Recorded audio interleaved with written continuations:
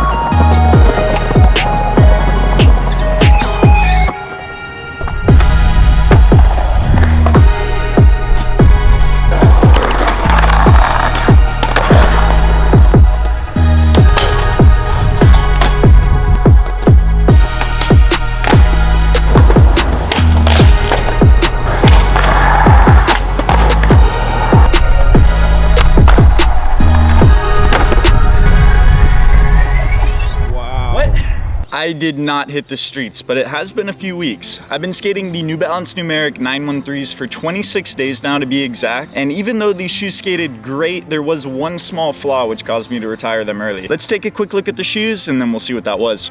The 913s are made out of a thick suede material that actually held up really well. As you can see, I have a small hole forming on the side, but the shoes are made up of a few different layers, so it does not go all the way through yet. As you can see on my back shoe, the toe has this thick rubber material that wraps around the entire shoe. It actually looks pretty good, and it sits high enough up that the grip makes pretty much no contact with the suede. After a while, you will rip through that rubber patch, but as you can see, it did its job, and I have no holes going all the way through the toe yet. Moving on to the laces, this is where I ran into some issues. As with most New Balance models, the laces sit pretty high up on the toes, so you really don't catch them on too many flip tricks. I think I only ripped 2 or 3 laces throughout the entire life of the shoe. When I did rip a lace, it was typically the top loop here, and that's what eventually led to the big issue. The lace loop actually started to disconnect from the shoe. At first it was just the top 2 loops, and it really wasn't that big of a deal, but as soon as it continued ripping down to the 3rd and 4th loop, I really can't wear these anymore without my foot being able to bend right out. Now, don't let this small flaw deter you from trying out these shoes. Before you click off, let's talk about how they skated.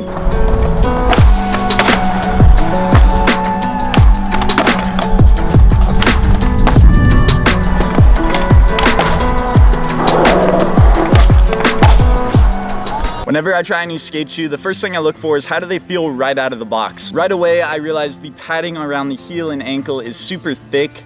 Now, it's not a bad thing, but if you're like me, you're gonna wanna be able to slide your foot in and out of the shoe without untying them. For these, I had to untie them for pretty much the entire first week just to get my foot in until they loosened up a bit. My first day skating these shoes, they broke in right away. We were throwing a contest at the Pinole Park, so I was just filming most of the day, wasn't skating too much, but I still managed to land both these tricks on the big set.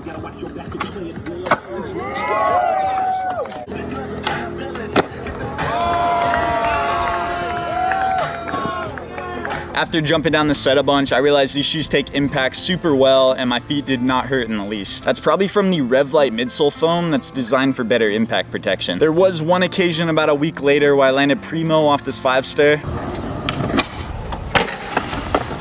That was not very fun, but I still managed to get up and land the trick. My camera overheated, so I had to move to a more shady bench. Honestly, probably for the better because I was overheating too. But where were we? So the 913s, they break in quick, they take impact well, but how's the board feel? Personally, I think it's really good for being a cup sole shoe. Typically, you'd find better board feel in a vulcanized shoe, but for the 913s, all my flip tricks came easily, and the shoes are super flexible. They're comfortable too. I was wearing these to work, wearing them to the gym, pretty much anywhere, and I had no complaints at all. One complaint you might have is the price. These shoes do sell for $90. I think it came out to over $100 after shipping and tax. Now that is average for most New Balance shoes, but that's still a good amount of money. If you are interested in buying these shoes, I'd recommend checking out some of my other New Balance reviews. I've tested the 1010s, the 306s, the 440s, and out of all four, I still think the 306s by Jamie 4 are my favorites. I really liked how these shoes skated, and I would buy the 913s again, but I wish New Balance would create a new design where the lace loops aren't gonna rip off, because that was the main reason why I quit skating these shoes. If I missed a question you might have had, drop it in the comments below. I reply to everybody, so I'll be happy to get back to you there. If you enjoy my reviews, let me know which shoe I should test out next. And if you're new here, check out the channel. We post skate park tours, street skating spots, product reviews, and we drop a new video every single Wednesday. Subscribe so you don't miss them, and I'll see you guys next week with some more intel. I gotta go find my shoes. Later.